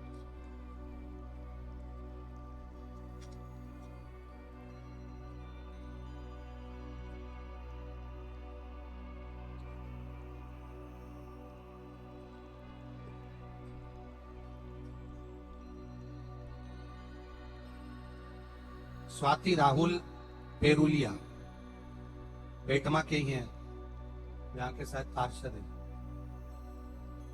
उन्होंने लिखा है, पहले पति ने, आप ही ने लिखा था, तो पहले पति ने चुनाव लड़ा, हार गए, जीते नहीं। गुरुदेव, आखिरी में एक उम्मीद जागकर मेरे पति ने मेरा नाम लिया और कहा कि तुम चुनाव लड़ो। मैंने चुनाव लड़ने के लिए पहले मना करा, फिर पति कहता है लड़ो। तो तुम शिव जी का इतना भजन करती हो, शंकर जी को इतना मानती हो, पशुपति व्रत को मुझे भी देखना है एक बार कि पशुपति व्रत में है क्या ऐसा। और उस पशुपति व्रत के बल पर गुरुदेव बाबा की कृपा से पूरे पेटमा क्षेत्र का सबसे जोरदार विजेता बाबा ने मुझे दिलाई। ये पशुपति व्रत का प्रमाण। मैंने पशुपति व्रत किया, और उस पशुपति व्रत का, बैठी बहन श्री शिवाय नमस्तुभ्यं, बहुत बहुत बधाई आपको। पशुपति व्रत की प्रमाणिकता क्या होती है लोग जान नहीं पाते। एक पत्र और है, बड़ा सुंदर है, देखिए। नितेश बनारसी, रामाधार बनारसी, ग्राम मलेंडी महू, जिला इंदौर। ये घर से 8/10/2022 को गुमशुदा हो गए थे। 8 तारीख 10वां महीना 2022 को ये गुमशुदा हो गए थे। इनके कोई घूमे तो मिल नहीं रहे थे। तब परिवार वालों ने शंकर भगवान का भजन किया, शिव से स्तुति करी, श्री शिवाय नमस्तुभ्यम का जाप किया, और शिव महापुराण की लगनता लगाई। बाबा के धाम जाकर प्रार्थना करना, कंकर शंकर को नमन करना और लाकर पूजन करना। 8/10/2022 को ये व्यक्ति घूमे, और बाबा की कृपा से 10/1/2023 को बाबा की कृपा से शिव मंदिर में ही प्राप्त हो गए, बाबा की करुणा से वापिस मिल गए। ये शिव तत्व, ये शंकर है। ओ घड़ी भगवान शंकर का गुणगान कर रहा है, शिव तत्व कह रहा है। आप दिल से जो पुकार रहे हो, आप दिल से जो कर रहे हो, वो सुनता। ब्रह्मदेव, ब्रह्मा जी का अभिमान देखकर माता लक्ष्मी जी ने नारायण से कहा जरूर,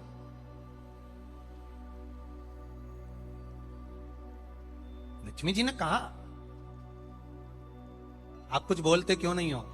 भगवान विष्णु कुछ नहीं बोले। भगवान नारायण कुछ नहीं बोले। अब ब्रह्मा जी ने फिर भगवान विष्णु को दो शब्द फिर कहे वापिस, फिर शब्द कहा। और भगवान ब्रह्मा जी भगवान नारायण से फिर कहते हैं, भगवान विष्णु से फिर कहते हैं, भगवान नारायण से फिर कह रहे हैं कि हे नारायण,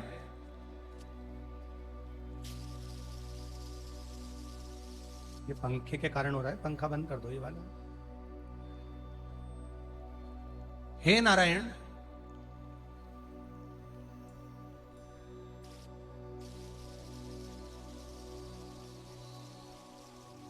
इस संपूर्ण ब्रह्मांड का रचना,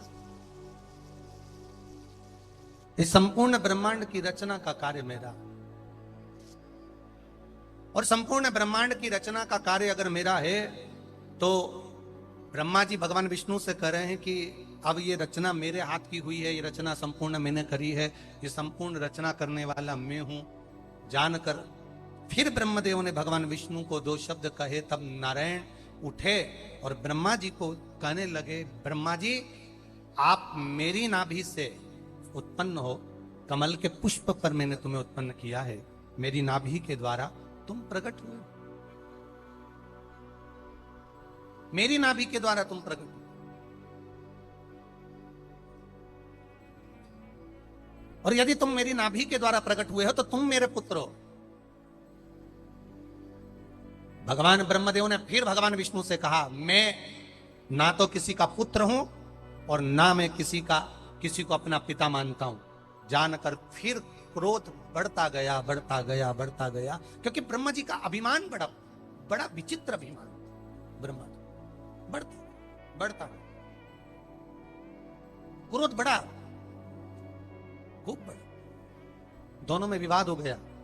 भगवान विष्णु ने भी तीक्ष्ण बाण चलाए ब्रह्मा जी के ऊपर, ब्रह्मा जी भी लड़ने को तैयार हो गए भगवान विष्णु से। तभी सारे देवता देखकर अचंभे में पड़ गए और सारे के सारे देवता पहुंच गए भगवान देवादिदेव महादेव के पास में, जहां पर भगवान शिव माता पार्वती के साथ में विराजमान हैं, जहां भोलेनाथ भगवान शंकर पार्वती के साथ में विराजे हुए हैं। बस वहीं पर सारे देवताओं ने जाकर स्तुति कर दी, गौरी शंकर गौरी शंकर गौरी शंकर गौरी शंकर, आवाज लगाना प्रारंभ करा। हर हर, जो आवाज लगाया हर हर महादेव, गौरी शंकर हर हर। फिर बार बार जब फिर पुकारा गौरी शंकर गौरी शंकर गौरी शंकर गौरी शंकर हर हर महादेव, जैसे ही पुकारा देवादिदेव महादेव सामने आकर खड़े हुए। देवताओं क्या बात है, हुआ क्या आखिर, क्या हुआ क्या है आखिर? कहा प्रभु भगवान नारायण और ब्रह्मा जी का युद्ध हो रहा है। किस बात के लिए हो रहा है? ब्रह्मा जी अहंकार के शब्द बोल रहे, ब्रह्मा जी अहंकार के शब्द बोल रहे हैं। क्या अहंकार के शब्द हैं ब्रह्मा जी? ब्रह्मा जी अहंकार के शब्द ये बोल रहे हैं कि नारायण भगवान को पुत्र कहकर बोल दिया। अच्छा, फिर नारायण भगवान कुछ बोले? नहीं बोले। भगवान नारायण ने इतना ही कहा कि ब्रह्मदेव तुम मेरी नाभि से प्रगटे हो, तुम मेरे पुत्र हो और तुम मुझे पुत्र कह रहे हो, ये तो ठीक नहीं है। दोनों में युद्ध चल रहा है, ठीक है। तुमने क्या करा? देवताओं ने आकर कहा कि हमने ब्रह्मा जी से जाकर कहा कि आप युद्ध को समाप्त करिए, अहंकार को समाप्त करिए, पर वो मानने को तैयार नहीं हुए, क्योंकि ब्रह्मा जी कहते हैं कि मेरा कोई नहीं है, मैं खुद हूं और खुद ईश्वर के रूप में, मेरा ही स्वरूप सर्वस्व है। ठीक है, भगवान ब्रह्मा और विष्णु के पिता का जानने का अंश जब प्रारंभ हुआ, तब देवादिदेव महादेव वहां पर एक अग्नि के खंभ के रूप में प्रकट हो गए। शिवरात्रि का दिन, जिस दिन मेरा देवादिदेव महादेव प्रकटा, एक लिंग के रूप में, एक शिवलिंग के रूप में मेरा देवादिदेव महादेव प्रकट हो गए, एक लिंगायत स्वरूप में मेरा महादेव प्रकट हो गया। शिवजी ने ब्रह्मा और विष्णु से कहा युद्ध समाप्त करिए। ब्रह्मा जी ने पूछा आप कौन? भगवान देवादिदेव महादेव कहते हैं मैं जगत का कर्ता धर्ता, जगत का पालन करने वाला, जगत का पालन करते करते संहार करने वाला भी मैं, संसार मात्र का पेट भरने वाला मैं। ब्रह्मा जी को हंसी आ गई, हंसे तो ब्रह्मा जी ने भगवान विष्णु से कहा जरा पता करो, मैं ऊपर जाता हूं, तुम नीचे जाकर इनका चरण देख कर आओ, मैं शीश देख कर आता हूं, आखिर ये है कौन जो कह रहा है कि संपूर्ण ब्रह्मांड का कर्ता धर्ता में। पता करने के लिए भगवान ब्रह्मा जी ऊपर गए, भगवान विष्णु नीचे गए। जाते जाते जाते जाते गौ माता को लिया है, केतकी के फूल को लिया है, गौ माता को और केतकी के फूल को लेकर आकर उन्होंने सामने खड़ा कर दिया। तो केतकी के फूल को भगवान शंकर ने श्राप दे दिया कि तू सब पर चढ़ेगा पर देवाधिदेव महादेव पर कभी नहीं चढ़े। भूल से भी अगर केतकी का फूल देवाधिदेव महादेव पर चढ़ जाएगा, हजारों गौ हत्या के बराबर, हजारों ब्रह्म हत्या के बराबर उसको दोष लग जाए। गौ माता एक रोटी के चक्कर में तू झूठ बोलिए, तेरे को भी श्राप देता हूं गौ माता, तेरे को भी श्राप है, तेरा पूरा शरीर पूजा जाएगा पर तेरा मुख अपूज्य माना जाए। तो झूठ बोल। कितना शिव महापुराण का ये अहंकार को समाप्त करने वाला संवाद जो विद्येश्वर संहिता में शिव महापुराण के 6ठे अध्याय में जो वर्णन किया, ये कोई साधारण नहीं है। कितना विचित्र संवाद है। जिस गौमाता ने झूठ बोला, उस गौमाता की आज भी परिक्रमा होती है तो पीछे से चालू होती है, पूंछ से। गौमाता की परिक्रमा आगे से होती नहीं। शिव महापुराण की कथा कहती है शंकर भगवान को सत्यम, शिवम और तीसरा सुंदरम। शंकर भगवान को अगर कुछ प्रिय है, देवाधिदेव महादेव को अगर कुछ प्रिय है तो मेरे महादेव को सत्य प्रिय। इसलिए किसी मुर्दे को भी लेकर जाते हैं तो चिल्लाते चिल्लाते लेकर जाते हैं, राम नाम सत्य। और वो भी बोलने वाले थोड़े बहुत ही होते हैं जो अर्थी के आसपास में चलते हैं, बाकी के सब तो पीछे चलने वाले मोबाइल पे बात करता जाए, कहीं गुटखा भरा मुंह में, कहीं कंधे पे हाथ रखा, चलते जा रहा है। बस वो जो अर्थी के आसपास में ना 10, 15, 20, 25 बस वही चिल्लाते हैं। क्या चिल्लाते हैं? बोलो बोलो जम के जरा, राम नाम सत्य। बाकी के सब तो फोन पे बात करते करते जाते हैं। ऐसा लगता है कि ये ऊपर बात कर रहे हैं कि हम यहां से भेज रहे हैं, 5 नंबर का रूम दे देना, ऐसा लगता है। कमरे में पानी की बोतल धर देना, कूलर चालू कर देना, हम इनको भेजें। कितना सनातन हिंदू धर्म के अंतर्गत, सनातन धर्म के अंतर्गत एक बात हमेशा याद रखना, मरे हुए व्यक्ति के साथ में शमशान तक अगर आप जा रहे हो, जितने लोग शमशान तक जा रहे हैं, एक बात का स्मरण करना, आपने जिंदगी में आप हर किसी के अंतिम संस्कार में नहीं जाते। जाते हो क्या? जिसको नहीं पहचानते उसके भी अंतिम संस्कार में चले जाते हो क्या? कोई नहीं जाता। जिसको पहचानते हो आप उसके अंतिम संस्कार में जाते हो। शिव महापुराण की कथा कहती है जो मर गया, जिसके अंतिम संस्कार में तुम जा रहे हो, कभी जिंदगी में इसके घर का पानी पिया होगा, कभी जिंदगी में इसके घर की चाय पी होगी, कभी जिंदगी में इसके घर का अन्न खाया होगा, कभी इसके यहाँ शादी में जाकर प्रसाद पाया होगा, कभी जिंदगी में इसका स्पर्श किया होगा, कभी जिंदगी में गले लगे होंगे, कभी जिंदगी में हाथ मिलाया होगा, कभी जिंदगी में इसकी दुकान पर जाकर बैठे होंगे, कभी जिंदगी में इसके गली के सामने से निकले होंगे, कभी जिंदगी में इसके परिवार के किसी व्यक्ति से तुम मिले होगे, कभी जिंदगी में इसके 7 पीढ़ी के किसी व्यक्ति से मिले होगे। उस 7 पीढ़ी के जीवन में अगर तुमने भूल से भी इसकी जिंदगी में निंदा कर दी होगी, अपशब्द कह दिया होगा, गाली दे दी होगी, ताना दे दिया होगा, तो शिव महापुराण की कथा कहती है मरने वाले व्यक्ति के साथ में जाते जाते जब राम नाम सत्य कहते कहते जाते हैं, तो हमने जिंदगी में अगर इसको कभी अपशब्द कहा हो, ताना दिया हो, या कोई गलती हमारी हो गई हो, तो वो गलती परमात्मा उसी क्षण माफ कर देता है जिस समय तुम उसको लेकर राम नाम सत्य कहते हुए जाते। पर कौन समझाए आज के व्यक्ति को? कौन समझाए आज के लड़के उनको? कौन समझाए आज के मनुष्य को?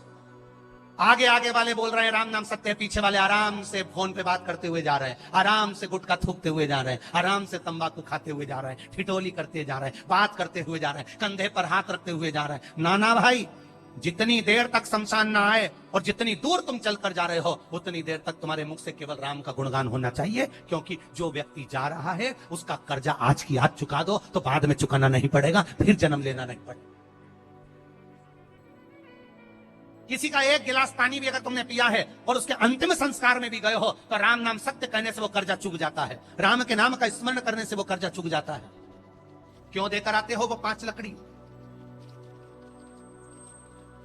क्यों देकर आते हो वो 5 लकड़ी?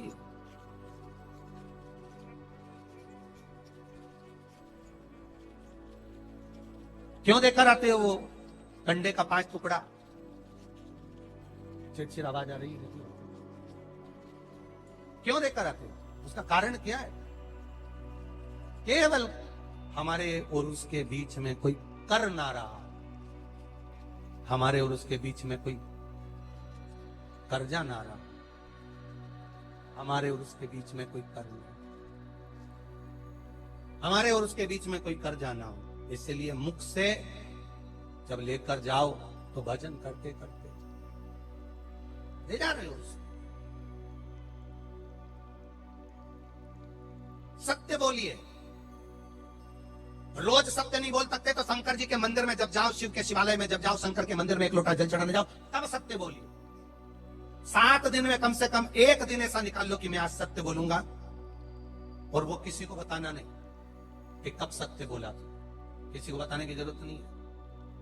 नहीं तो कहीं का आके तुमसे पूछ ले कि सत्य बोलना है और इसके पास 9 बजे से 10 बजे तक सत्य बोलती है, और तुम जाके पूछ लो 9 से 10 के बीच में, बता तिजोरी की चाबी कहां धरी? और बेचारी वो केसियोर वाला महाराज बोला था सत्य बोलना है, और मेरा छोरा आके पूछ रहा चाबी कहां धरी, अब कैसे बोलूं चाबी कहां धरी? तो बताना भी नहीं तुम्हें किसी को कि तुम सत्य कब बोलते हो, कितनी बजे बोलते हो। तुम तो अपने मन में ठान लो कि आज मैं 15 मिनट सत्य बोलूंगी, 15 मिनट सत्य बोलूंगी, और 15 मिनट बस तुम सत्य के लिए लगे।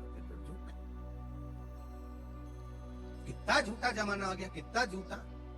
आज का जमाना कितना झूठा हो गया। कथा में बैठे और कहते हो दुकान पर, दुकान पे बैठे हो तो क्या कथा में बैठे थे, बेटमा में कह दिया इंदौर में, इंदौर में बैठे तो कह देपालपुर, देपालपुर गए तो क्या बेटमा। इतना झूठ।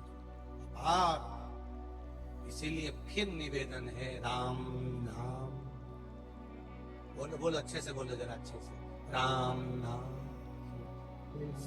बोल लो, अच्छे से बोल लेना चाहिए। अपन मरेंगे तब दूसरे बोलेंगे, अपन तो बोल ही नहीं पाएंगे। मौका राम नाम, इसके सिवाय कोई सार तत्व है भी? गौ माता ने केवल झूठ बोला, और झूठ बोलने के कारणवश गौ माता के आगे से परिक्रमा ना होकर पीछे से चालू, पीछे से परिक्रमा चालू।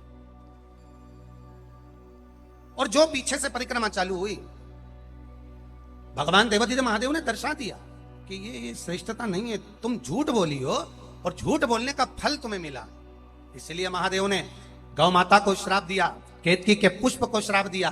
ब्रह्मा जी झूठ बोलने से वाकिफ ना करे, ब्रह्मा जी ना रुक पाए, तो भगवान शंकर ने अपने तुरंत पांव के अंगूठे से नख तोड़कर फेंका, फेंकते से काल भैरव को प्रकट करा।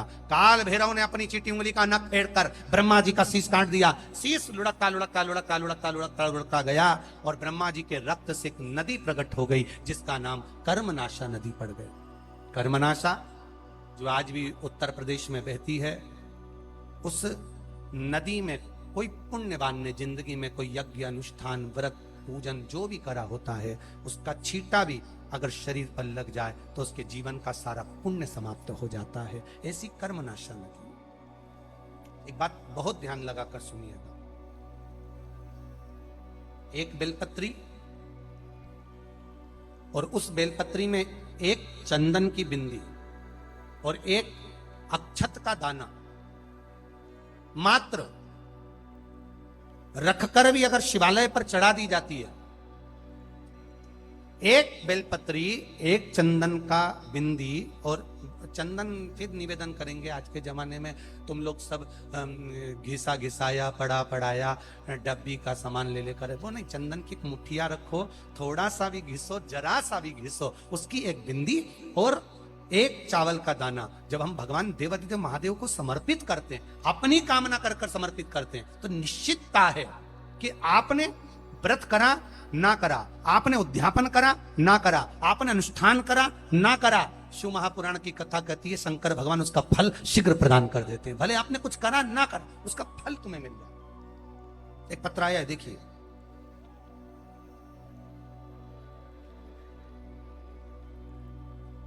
मैं पलक गोयल भोपाल मध्य प्रदेश से आई हूं। कहीं बैठी हो पलक जी गोयल भोपाल मध्य प्रदेश से? अपना हाथ हिला सकती हैं कहीं बैठी हो तो। मैं पलक गोयल भोपाल मध्य प्रदेश से आई हूं, कहीं बैठी हो तो अपने दोनों हाथ हिलाइएगा। गुरुजी, शिव की महिमा का क्या वर्णन करूं, जितना करूं उतना कम है। पिछले 4-5 साल से बैंक की तैयारी कर रही थी, पर मेरा सिलेक्शन नहीं हो पा रहा था। मैंने अपनी पत्रिका दिखाई भी ब्राह्मण जन को, पर उसका भी कोई निदान नहीं निकल पाया। किसी ने कहा तुम्हारे भाग्य में नौकरी का योग नहीं है, किसी ने कहा तुम्हें पितृदोष है, पर बाबा मैंने हार नहीं मानी। मम्मी ने टीवी पर आपकी कथा सुनी, उन्होंने मुझे 1 लोटे जल और शहद लगाकर बेलपत्री बाबा को चढ़ाने के लिए कहा।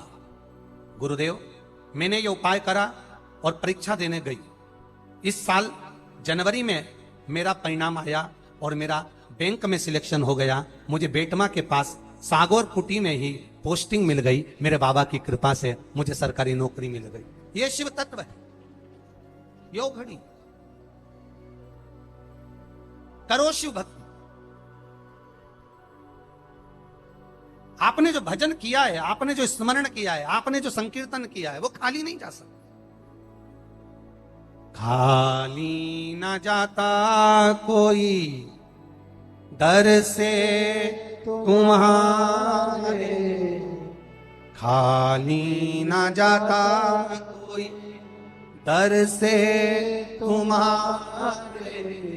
मैं भी खड़ा हूं नन्ही बाहें बसा, अपने हृदय लगा लो लगा लो। गिरा जा रहा हूं उठा लो, बोले अपने दर से अब तो न टालो। गिरा जा रहा हूं उठा लो। शिव कथा कर, बाबा देवादिदेव महादेव का संवाद कर रहा है। समय आया, शिव जी ने आकर ब्रह्मा जी के जो शीश कटा था उसको बड़ का पेड़ बना दिया, और बड़ का पेड़ बनाकर शंकर भगवान उसके नीचे विराजमान हो गए। उसका नाम बटकेश्वर महादेव पड़ गए। बटकेश्वर महादेव।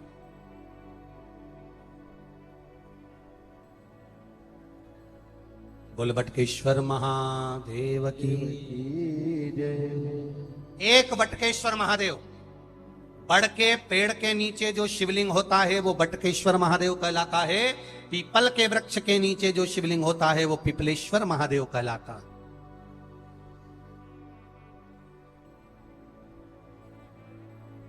महाराज, कितना सुंदर संवाद है, कितना सुंदर बात कही कि भूल से किसी तीर्थ में नहीं गए, कहीं हमने गौदान नहीं करा, कहीं हम किसी तीर्थ में नहीं गए, हमने कहीं गौदान नहीं करा, हमने कहीं ब्राह्मण भोजन नहीं कराया, हम कहीं गंगा यमुना कावेरी सरस्वती नर्मदा छिपरा पुण्यवान नदी में हम स्नान नहीं कर पाए। शिव महापुराण की कथा कहती है भूलवश भी अगर पिपलेश्वर या बटकेश्वर किसी शिवालय पर भूल से भी अगर 1 लोटा जल चढ़ जाता है तो देव अधिदेव महादेव सारे तीर्थों का फल अपने आप प्रदान कर देते हैं। भूल से भी चढ़।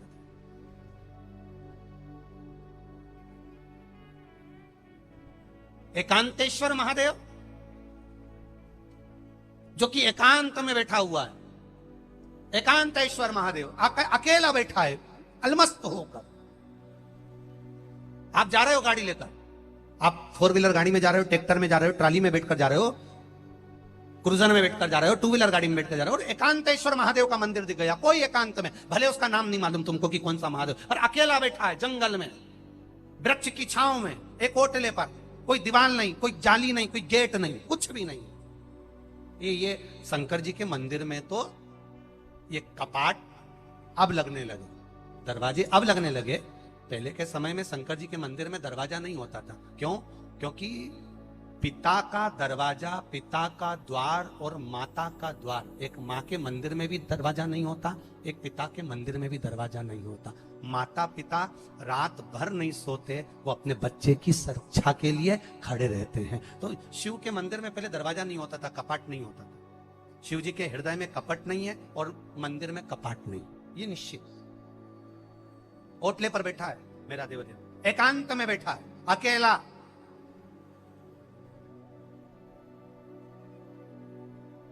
तुम्हारी चलते चलते गाड़ी खराब हो गई, कहीं तुम्हें शिवालय दिख गया, कहीं ओटला दिख गया जहां शंकर जी बैठे हुए दिख गए, बस कुछ नहीं करना, वहां तक जाना भी मत। एक बार उस ओटले को देखकर मुख से पंचाक्षर मंत्र नमः शिवाय, षडाक्षर मंत्र ओम नमः शिवाय या श्री शिवाय नमस्तुभ्यम, केवल उसको देखकर आपने बोल दिया, समझ लो आपने हृदय से जल चढ़ा दिया, पुष्प चढ़ा दिया, बेलपत्री चढ़ा दी, चावल चढ़ा दिया, आपने उसका चंदन लगा दिया, आपने उसका श्रृंगार कर दिया, गंगा यमुना कावेरी सरस्वती नर्मदा का जल चढ़ा दिया। बस केवल बोलते से वो एकांत में बैठा एकांतेश्वर महादेव, उसको जल नहीं भी चढ़ाया, चावल नहीं भी चढ़ाया, बस आपको दिख गया चलते चलते कि कोई मंदिर एकांत में है, कोई नहीं उसके पास में, अकेला बैठा है ओटले पर, आराम से एक शिवलिंग रखा हुआ है और कुछ भी नहीं है। ना उनके पास में पार्वती जी बैठी, ना गणेश जी बैठे, ना कार्तिक बैठे, अकेला शिवलिंग रखा है। दिल से तुमने उसको पंचाक्षर कह दिया, षडाक्षर कह दिया, श्री शिवाय नमस्तुभ्यम कह दिया, समझ लो उसने जैसे कोई 12 ज्योतिर्लिंग में जाकर पूजन करता है उसका फल मिलता है, वो फल उसको तुरंत वहीं प्राप्त हो गया। केवल एक बार पंचाक्षर षडाक्षर या श्री शिवाय नमस्तुभ्यम कह दे, बोल दे,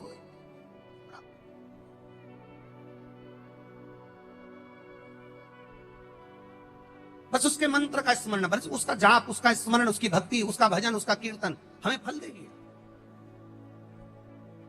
महाराज पार्वती जी ने षडानंद कार्तिकेय जी से कहकर तारकासुर का वध करवाया। तारकासुर के 3 बेटे थे, तारकाक्ष, विदुमाली, कमलाक्ष की, उनका वध भगवान देवादिदेव महादेव ने करा। पशुपति नाथ शिव जी का नाम पड़ गया, पशुपति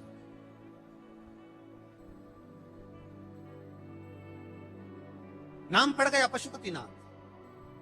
और पशुपतिनाथ जब नाम पड़ा, पशुपति व्रत का वर्णन शिव महापुराण में पाशुपत्य अस्त्र का और पाशुपत्य व्रत का विधान वर्णन हमारे यहां शिव महापुराण कथा करती है। कितने सोमवार का व्रत होता है? जम के बोलो जरा। 5 सोमवार। कितने दिए लगते हैं? 6। प्रसाद का एक हिस्सा अपन बनाकर एक साथ प्रसाद लेकर जाते हैं। पूजा की थाली सुबेरे आराम से तैयार कर कर, अभिषेक का सामान तैयार करके सुबह जाके शिव जी का पूजन अभिषेक करो। उसी थाली को लेकर वापस आ जाओ, जैसी रखी है वैसी रखे रहने दो। थोड़ा सा जल आदि भले उसमें जरूरत पड़े तो रखो, नहीं तो जो चंदन अबीर गुलाल सुबह था वही थाली में रखे रहने दो, वैसा कि वैसा। शाम को 6 दिए रखो, तुम्हारी मर्जी पड़े आटे के रख लो, तुम्हारी मर्जी पड़े मट्टी के रख लो, तुम्हारी मर्जी पड़े जिसके दिए रखो। 6 ही दिए घी के रखो, बड़े आनंद से। गोल बत्ती के रखो, प्रयास करना कि गोल बत्ती का दिया रखा है। कभी भूल से लंबी बत्ती का भी हो जाए तो टेंशन नहीं लेना, बाबा को जो समर्पित। 6 दिए लेकर जाओ, प्रसाद लेकर जाओ मीठे का, भगवान के मंदिर में जाकर 6 ही दिए जमीन पर रख दो। शिव जी का शाम के समय आपको शाम को जल नहीं चढ़ाना, पंचामृत नहीं चढ़ाना, केवल जल का छींटा देकर, पंचामृत छींटा देकर पूजन कर लीजिए। जो अबीर चंदन है वो बाबा को लगा लो, बेलपत्र आदि जो भी है वो समर्पित करो। बाबा से विनती कर कर प्रसाद के 3 हिस्से कर दो। 5 दिए प्रज्वलित कर दो। प्रसाद के जब 3 हिस्से हो जाएं तब 3 हिस्से करने के बाद दिए को प्रज्वलित कर दो।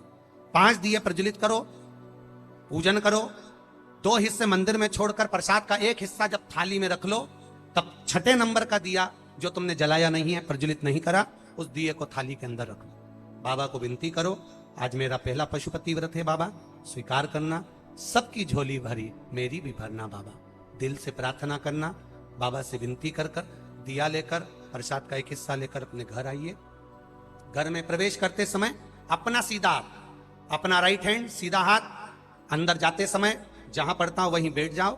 दरवाजे के बाहर सीधे हाथ की ओर दिया लगा दो और दिया लगाकर शंकर भगवान से जो मंदिर में कहकर आए हो अपने दिल की बात, वो यहां पर दिया जलाते समय कह दो। अंदर प्रवेश करो।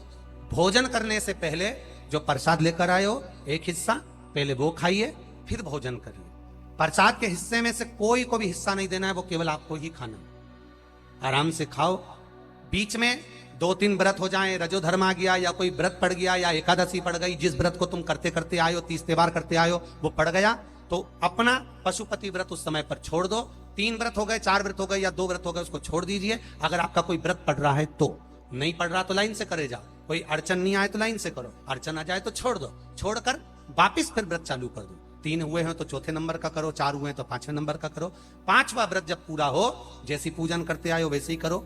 और 1 श्रीफल, कुछ भेंट जो भी आपसे बन जाए, 11 रुपया 51 रुपया जो आपसे बने को लेकर बाबा को समर्पित करो।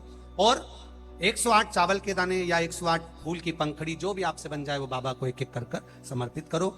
दिल से प्रार्थना करो, बाबा आज मेरा व्रत पूर्ण हुआ है, आप इसे स्वीकार करिएगा।